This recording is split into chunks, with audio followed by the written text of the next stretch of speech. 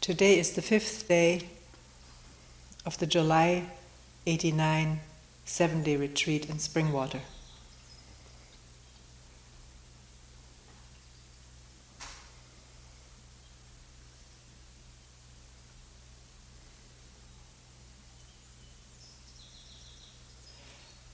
We will devote the time of this talk today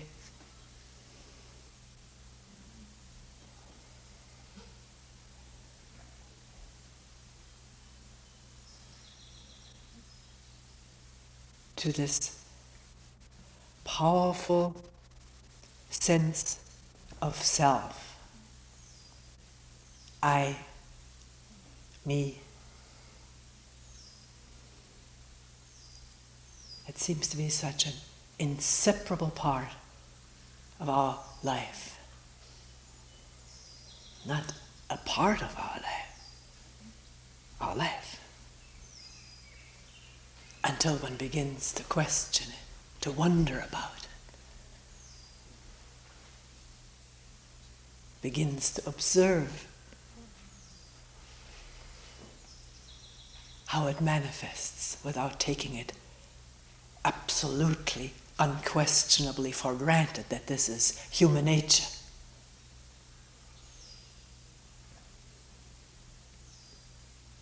And one may find that in observing it, this comes up, statements, well, this is just my nature.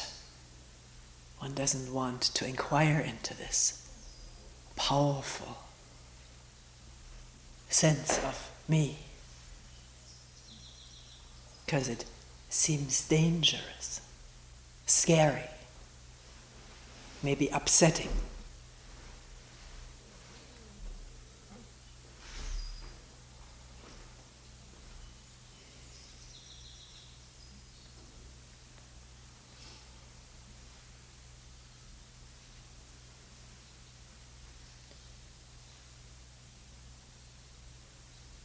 Sometimes people who have not been very much concerned with this and come to a retreat or a talk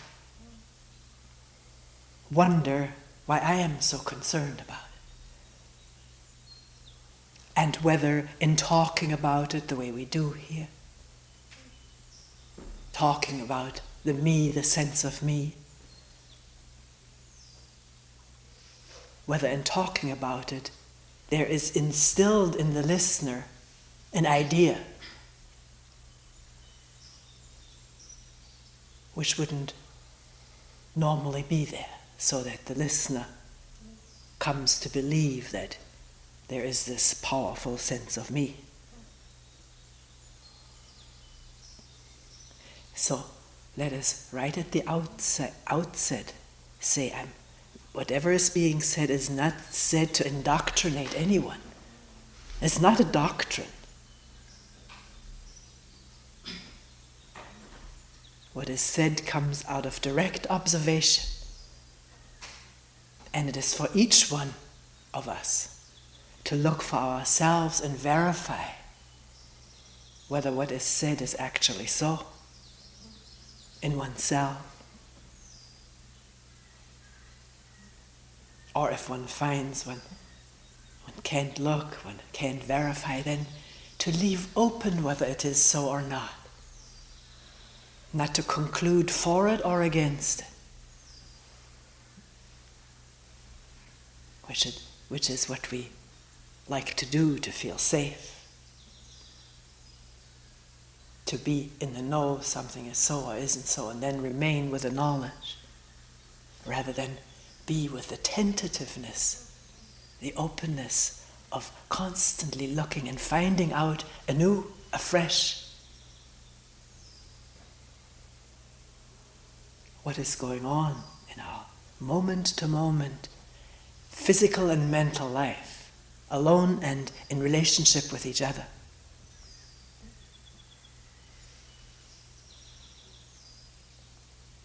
I noted down a few things during this retreat, meetings that people have said.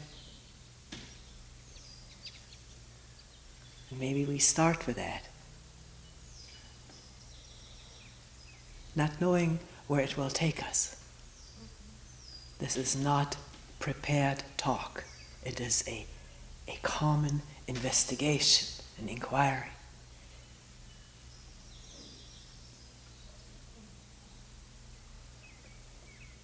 Someone said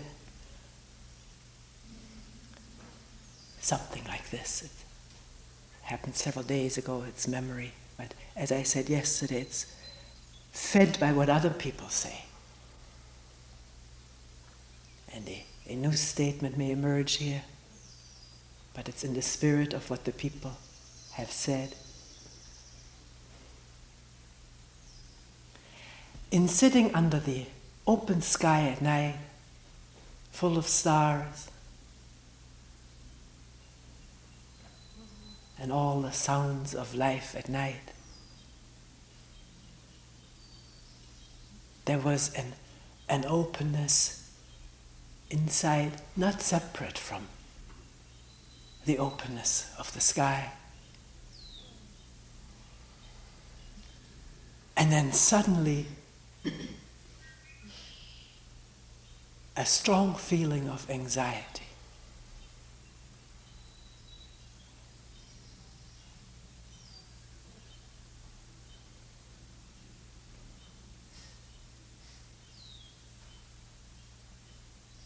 And I think it had to do with the thought, will I continue?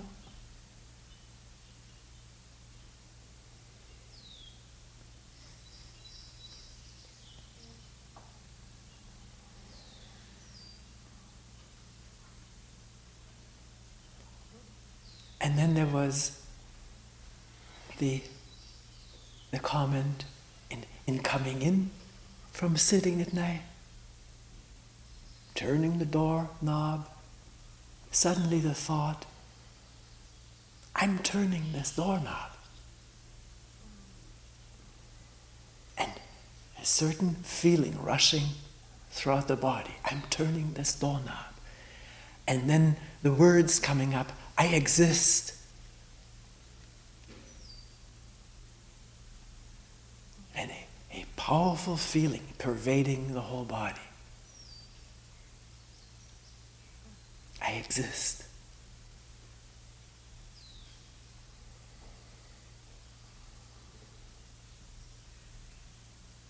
And long ago someone told me that after a phase in her life of near death, physically, emotionally, mentally, waking up one morning,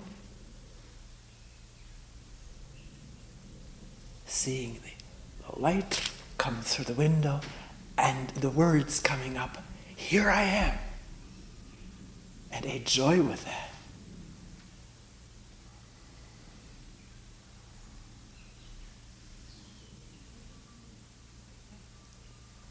A joy of a new life starting. Here I am, I exist.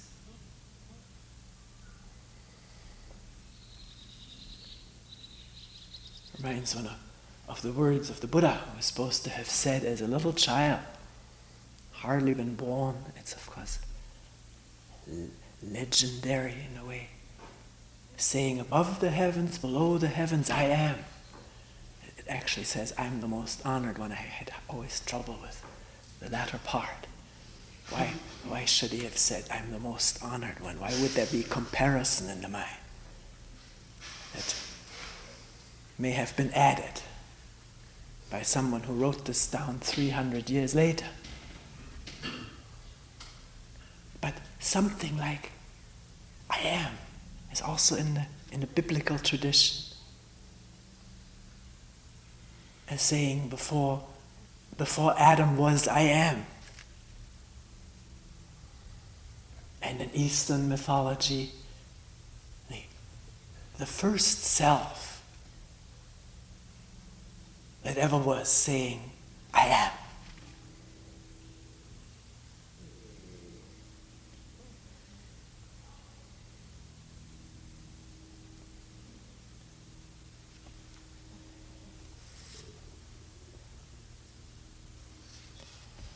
And then let us just hear two further remarks.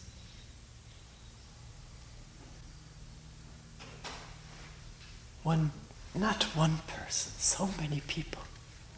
When there is a glimpse into a state in which the I, the me, does not dominate, does not take center stage, narrowing down the whole universe to this stage of the I, when there is a glimpse into a state of no center stage, then inevitably the question comes,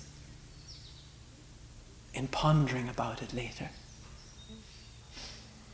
why would one keep crawling into this narrow room or onto this narrow stage time and time again?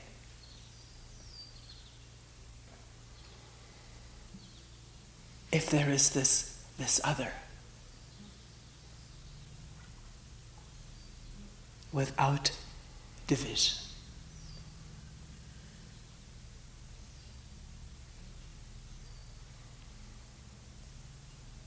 Without the burden of the me, the burden of the I, the self.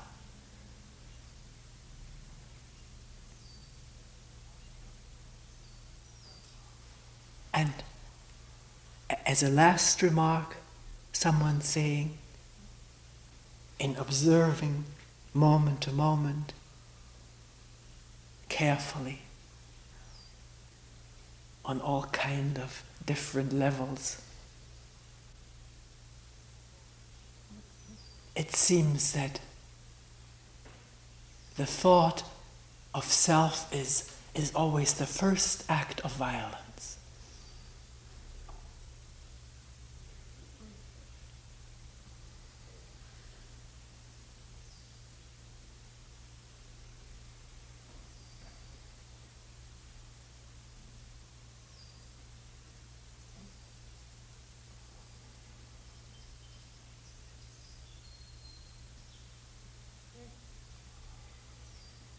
Warfare comes later.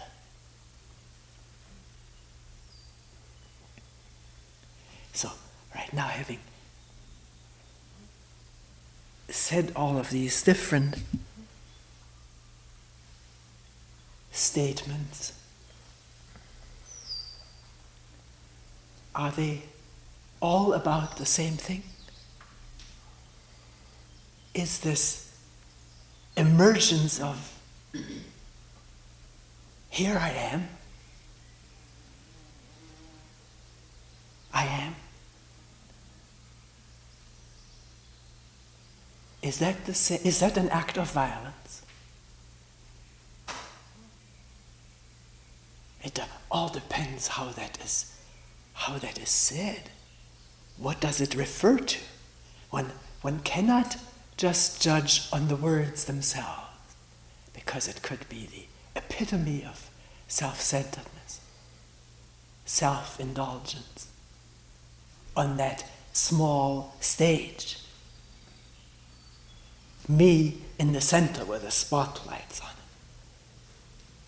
But it may not be. It may be using words to express something that has nothing to do with center stage, having to do with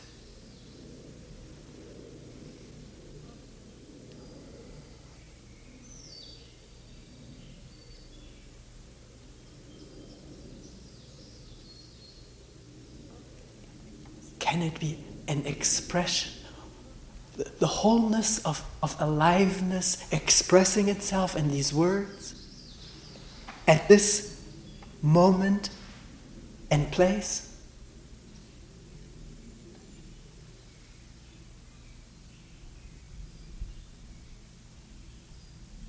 The non-separateness, the expression of non-separateness,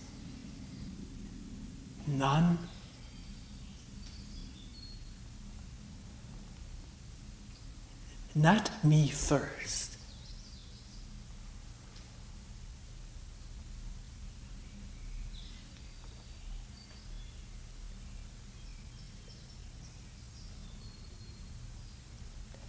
the word alone, if pronounced differently, whether it's in English or in German, I don't know about other languages, means all one.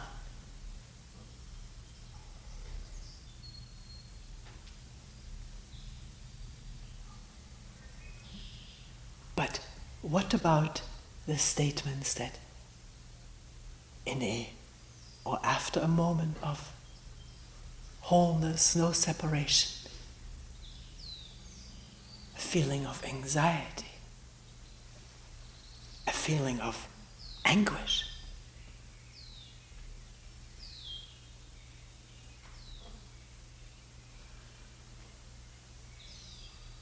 Why the anguish? What is it linked with? Why does it come up? What is happening in the mind and body to trigger anguish?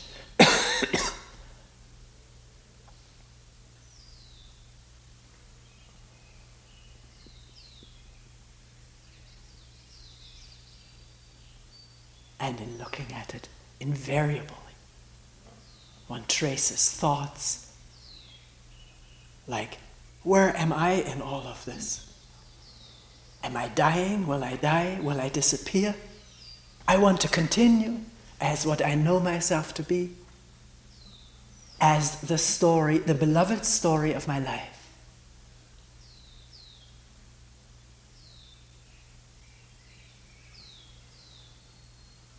And the clinging to that may be particularly hard after a moment of there being no such story. Because when the brain is quiet, really quiet, not concerned with center stage activities and projections and memories, when that whole structure is quiet, not energized, the energy not flowing through that network of thought and feeling, then there is no anxiety. Because there is no thought of me that causes anxiety, thought or memory about me in one way or another, which causes anxiety.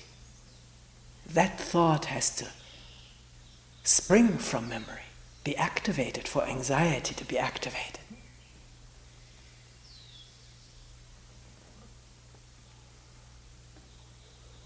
Likewise, if there is a thought, I exist, and that thought, I exist, refers to life on the center stage, then the good feelings connected with this is the same as the anxious feelings connected with, I don't exist, I may stop existing. So, life on the stage of our thoughts and memories about ourselves, what we are, what we have been, what we could be in the future or want to be, hope to be. And conversely, thoughts about what we're not, what we should be but aren't, will never be. These thoughts arouse all kind of feelings throughout the body, ranging from the highest elation and exuberation, enthusiasm about how marvelous it is that I exist, a thought coming from the stage, the network of thought about my life, my importance, can arouse feelings from greatest exuberation to deepest depression, abject despair about the utter hopelessness of me, my life, my future, my failure.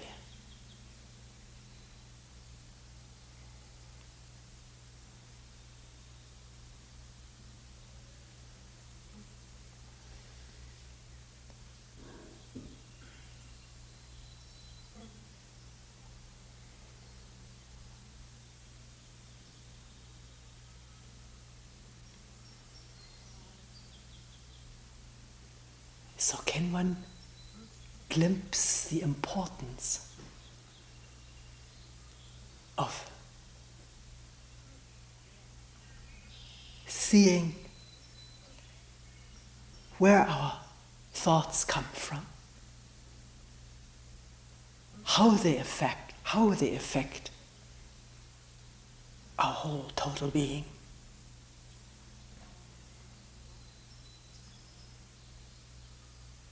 And wonder why we take them so seriously as being the utter truth about ourselves.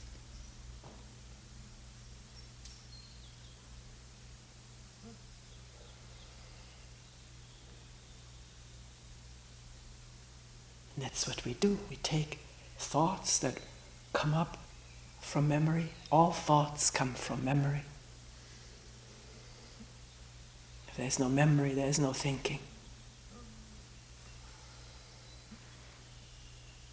Why do we take them as the serious truth about ourselves? Both positively and negatively.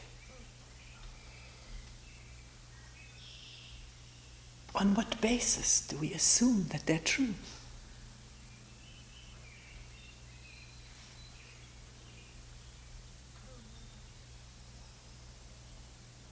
And here's where careful observation comes in.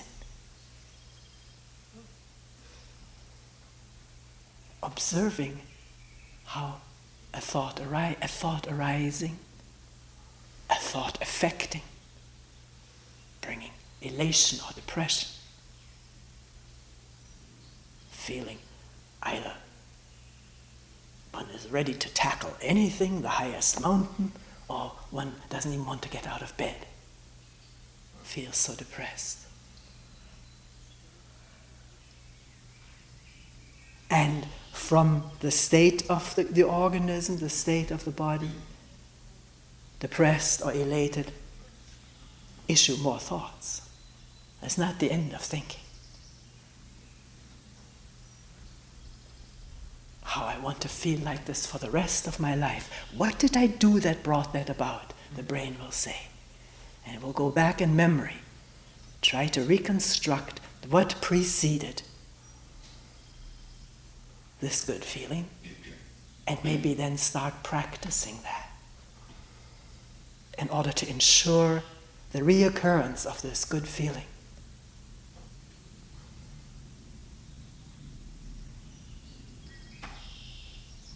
Or from feeling down in the dumps, this desperate, depressed, unworthy thoughts of, I don't want to live like this. I don't want to feel that. I want to get rid of this. I hate to even look at it. I want to close my eyes to the whole state. Or, how can I get rid of it? How can I overcome it? What can I do not to feel this way? Taking drugs, alcohol, smoking, entertainment.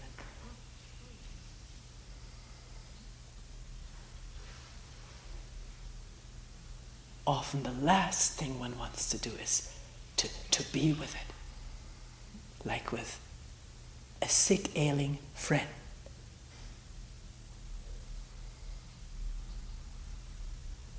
If a sick, ailing friend calls one up, could you come over? If one has any time at all, one would go, wouldn't one?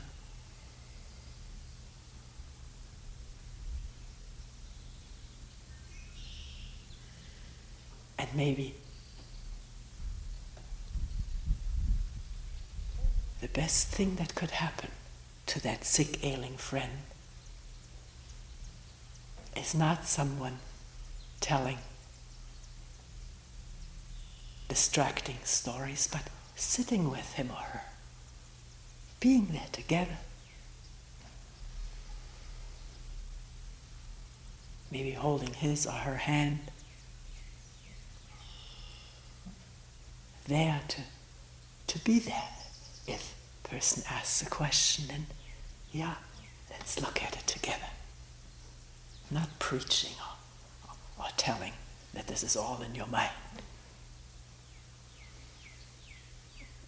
Or things will get better for you. This is what we've been trained to say to people and what has been said to us when we're sick. You'll get better. This too will pass.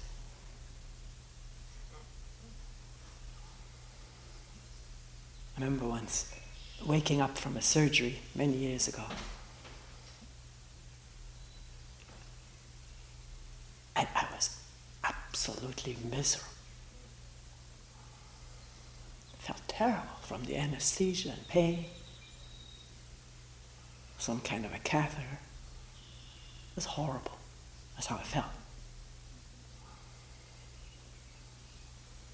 And then some sprightly nurses entered, trying to cheer me up, as though nothing was going on there. And then the doctor came. He was an aging man, an older man, very kindly person.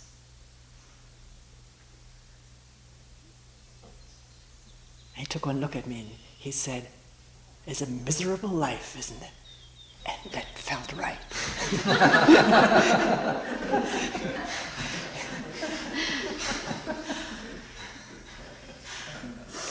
Totally spoke to the condition.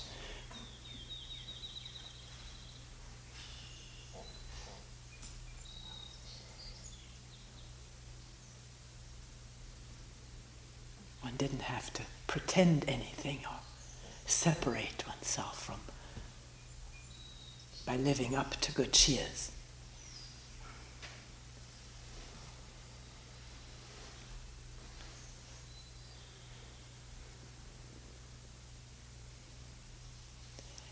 So we were talking about the possibility. The possibility is there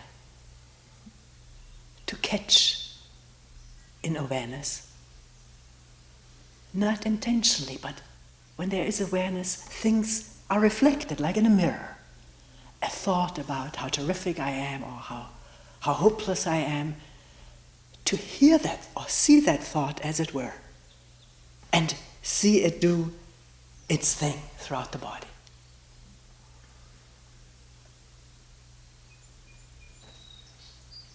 And it's also possible to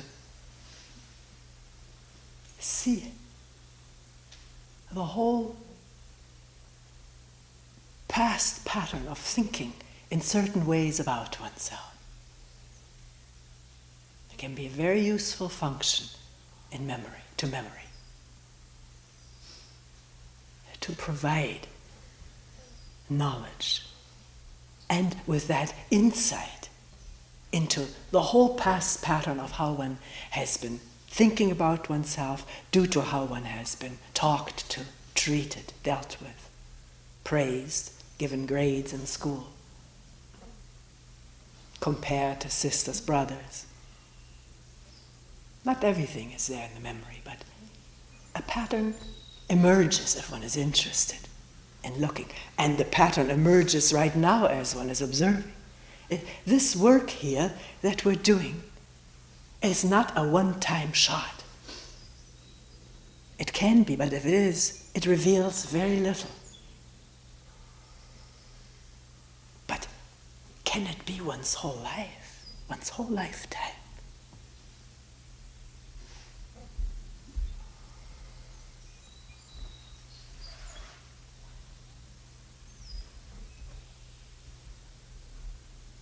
Then the patterns of our thinking reveal themselves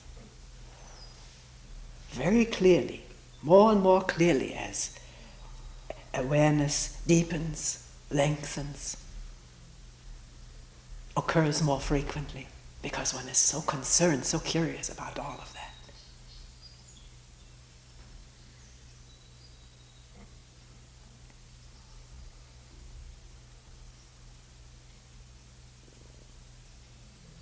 And one will come upon this tremendously powerful attachment to me.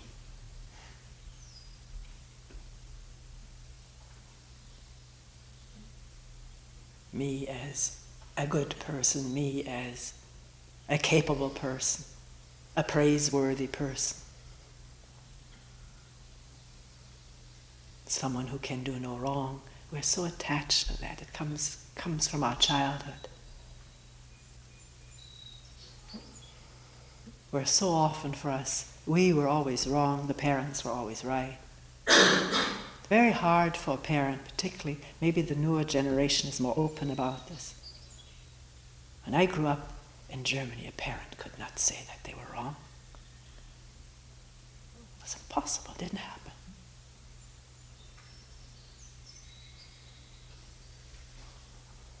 So, to have been wrong was a tremendous burden.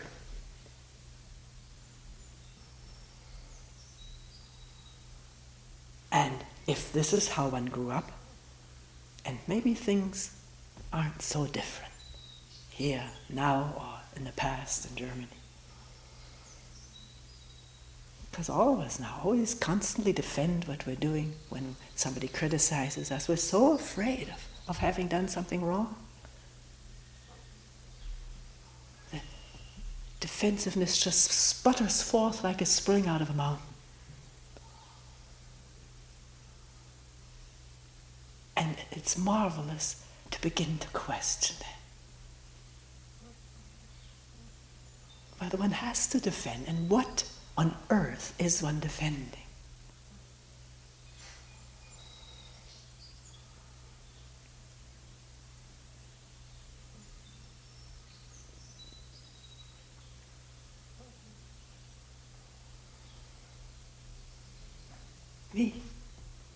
Me as I am used to think about myself and want to be seen by others.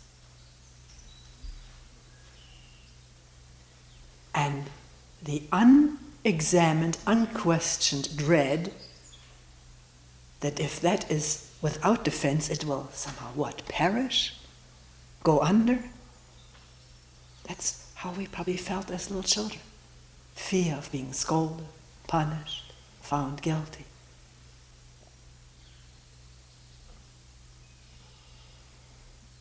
An angry parent will raise the voice. That's what anger does. To a small child, loud noises are in itself a threat.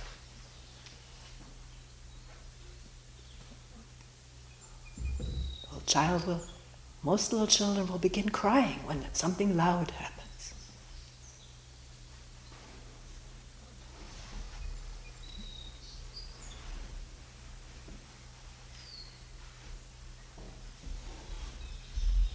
Must be a real programmed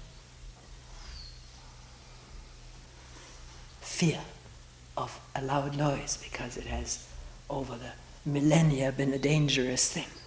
Maybe the roar of a wild animal, or trees crashing in a forest fire. So something tremendously dangerous when there's a loud voice coming at one.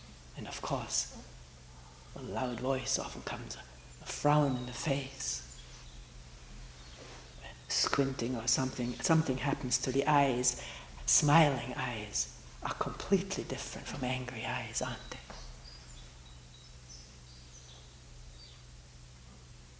To a little child, smiling eyes is everything is all right.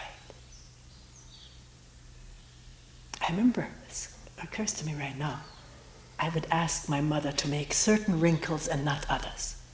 Those up here I called ladders. I said, don't make ladders.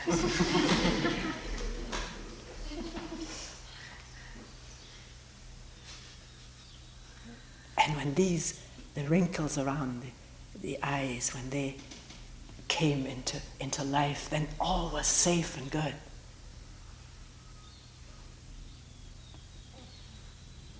Oh, the furrowed brow, that wrinkle. children get their cues from that much more than from the words. An angry parent may say, "You know I love you." I do this because I'm not down on angry parents. I was one myself. Exasperated, angry parent at times. Not even remembering what all I may have done. Not aware, not knowing any better, just in the pattern of what had happened to me. Every once in a while, sort of waking up a bit and wondering, did I just say that?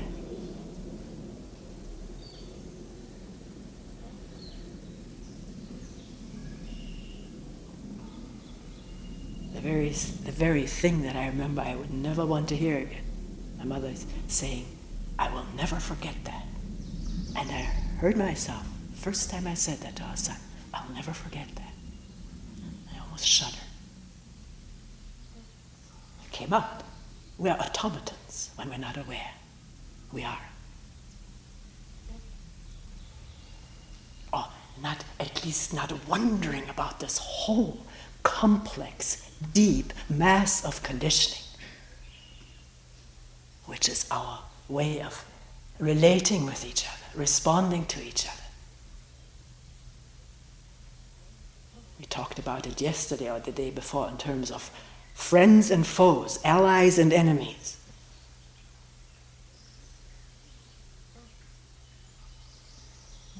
So will one see the deep urgency and need to shed light on all of that, so that it reveals itself. That's what's operating. The moment there is some awareness of it, it's already a different thing. It's not the blind, dark, ignorant perpetuation of dark, blind, ignorant patterns.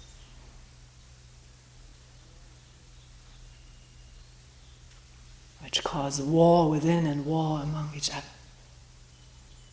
Subtle wars and gross wars, but wars.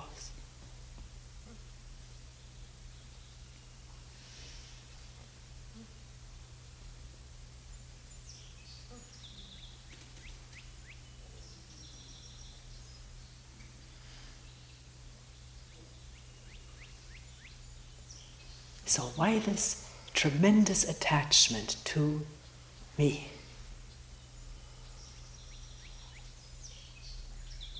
The story of me and the continued story of me. The attachment to the idea of me continuing as this or that. And the attachment to the me is not just attachment to pleasant traits or nice talents and capacities and a nice way with people. We're so attached to having a good way with people and people loving us. So attached in being in people's good graces, being the good girl or the good boy. So attached to it that when it is absent sometime, there's something is missing, like a withdrawal. There's a pain. He doesn't love me. She doesn't like me. One is like sick. Mind keeps returning to it. Why that? Why? And either one begins blaming that person for something, or one tries to make up that much more to the person to elicit some kind of a liking response or an approving response. For fear of what? Of not continuing as this liked person that one sees oneself being, that one is so attached to. Deeply, maybe not on the surface one doesn't see it, but maybe it's there in the depth. And when something is there in depth, at some time in one's life it probably meant survival. Or at least the assumption of survival. Not so much consciously, but organismically. needing the approval, the love of this parent, and the utter doom when it wasn't coming. Maybe neglect, leftness, aloneness, loneliness, a feeling of abandonedness. And out of these experiences grow these patterned needs. Out of the remembered and even out of the unremembered story of our life. Because the unremembered still has its manifestation, obscured by clarity of memory. Obscured, not the clarity of memory, but there are obscure hints of what happened in the past. Hints through moods, feelings.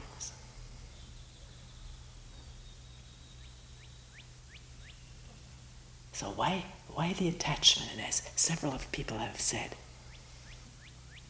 why would one climb back into this little room if there is all the space in the world?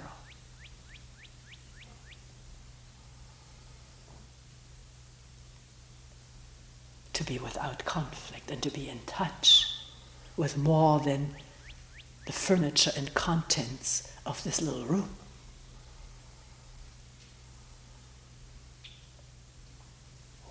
Why this attachment to me? The idea of me, the past of me, the future of me, the hurts of me, the joys of me. And of course we haven't touched upon that, my extended, expanded me, attachment to whatever makes me feel important. My country, my flag.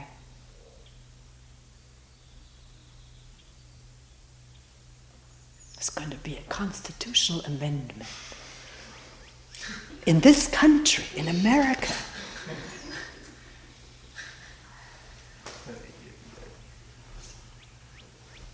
That to burn the flag is what? A crime or something? Something or punishable. In this day and age.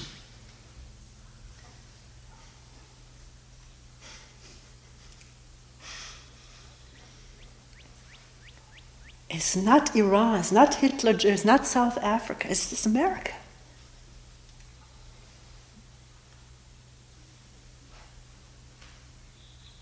And only 3 people voiced something about it. Our representatives are afraid to speak up. It's so dangerous. Do you see what's going on?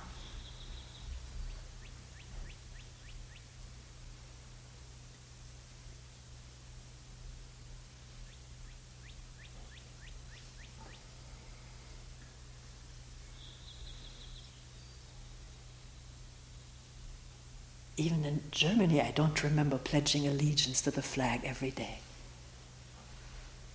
And once when we were traveling in Switzerland, where part of my family is living, my sister with her children, and we were traveling with Ralph, he felt pretty homesick for American language. All this German speaking there got to him. Of course we spoke English with him, but everybody else speaking something else. And 2 things happened. One was, he wanted to sing something with his cousins, and he had learned a little while ago, Osei he called it, Osei. That's Osei, can you see? But they didn't know Osei. So I asked the girls and the boy, what's your national anthem? And they didn't know. I'm not trying to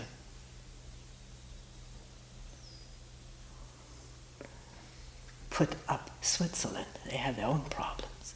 But the national anthem isn't sung in school. The flag isn't. Waves a lot of places, including on chocolate. They have a thing with their flag. But it's not the indoctrination of children that is going on in this country. Can one see the danger of it? The narrowness of it? I can feel that danger tremendously, having lived through it.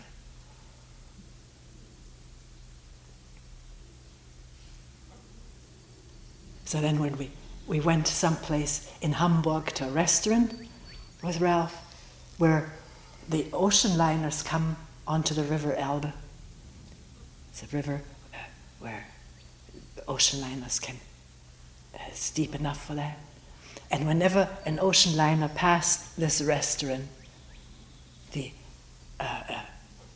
sound system would sound at it the national anthem of that country to which the ocean liner was one of the features of this restaurant.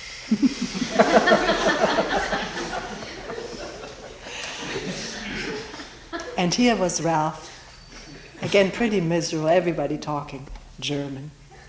And the first liner that passed was an American boat. And the Ose. And there was a change in this child. He said, it's good to hear an American song.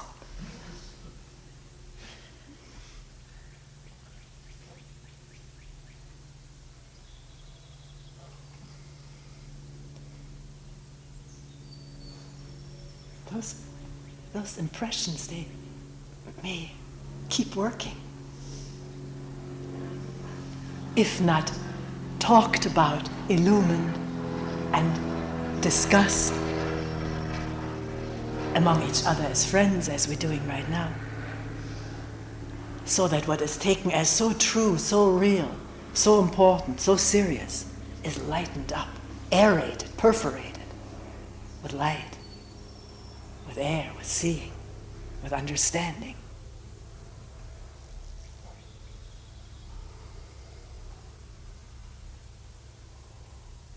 So that we still haven't answered this question, why this attachment to the story of me?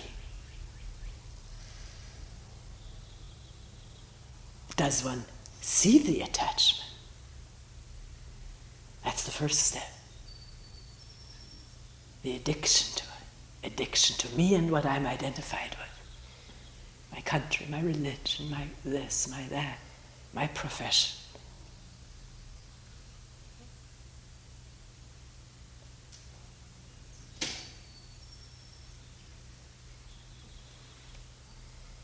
Or if one doesn't have a profession and one feels miserable because everybody else has one, and one feels a cleavage there.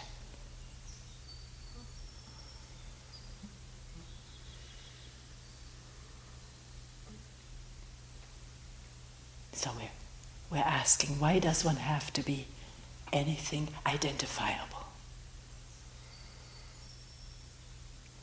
Anything one can put a name to other than somebody asks you what you're doing, and one can say what one is doing. It is sort of the first question we ask of each other.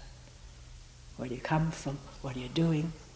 And can one just talk about it, but not, I got to say what I am, and then what are you, and then judging in each other's minds. We're sort of putting it on levels. High level, low level, mediocre level. We do that. We've learned to do it. It's in the program. But we don't have to continue with it. We can see it operating and therefore not be caught in it. We don't have to be anything, but we can do everything.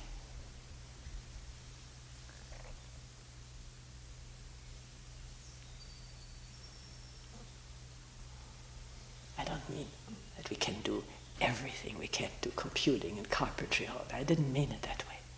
But whatever we like doing or we are doing, that's what we're doing. But we don't have to become someone in the process. One may love to clean house, but it's a hard thing for people to say when somebody says, "What are you? What do you do?" I'm a house cleaner. Oh.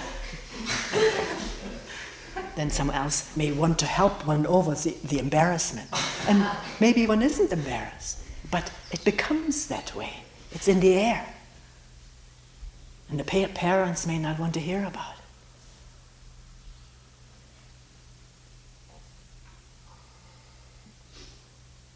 But if one can say, I'm a doctor, I may feel good. And one can see the effect on other people instantly. So is one addicted to the effect?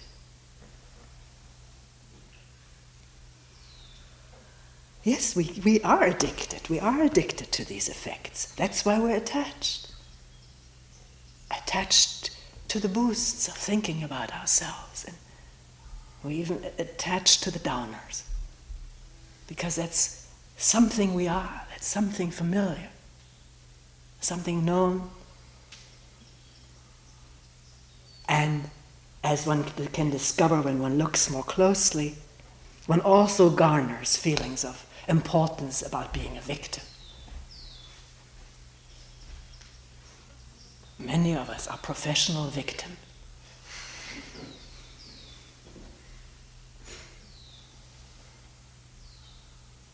Professional sufferers. Garnering the concern of other people for feeling better, or for a boost.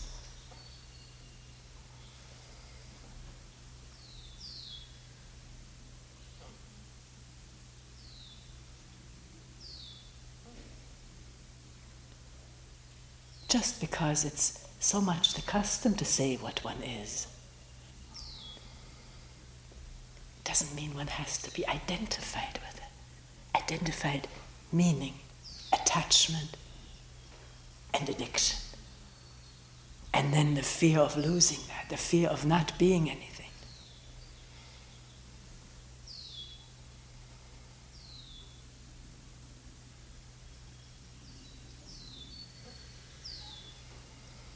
Can one look at all of that oneself as it comes up? Because if we talk about it here in meetings, among friends and discussion periods, then the amazing thing is that one becomes more and more aware of these things. And the more one becomes aware, the more one can be free of the power of these patterns, which are seen as patterns, not as truth.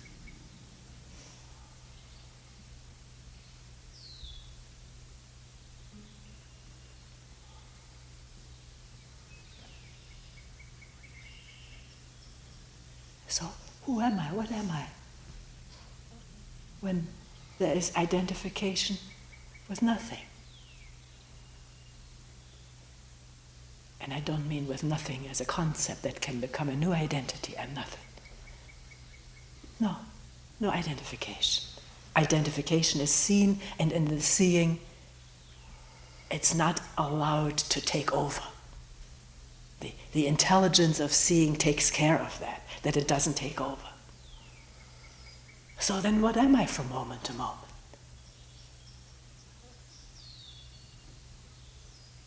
Then I'm not a story.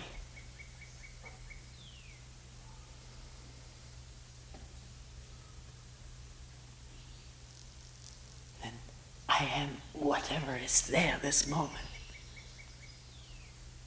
which is everything.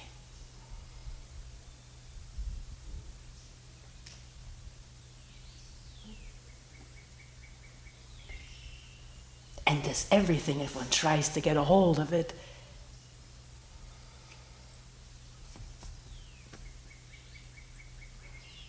it's impossible. Then it just becomes a concept.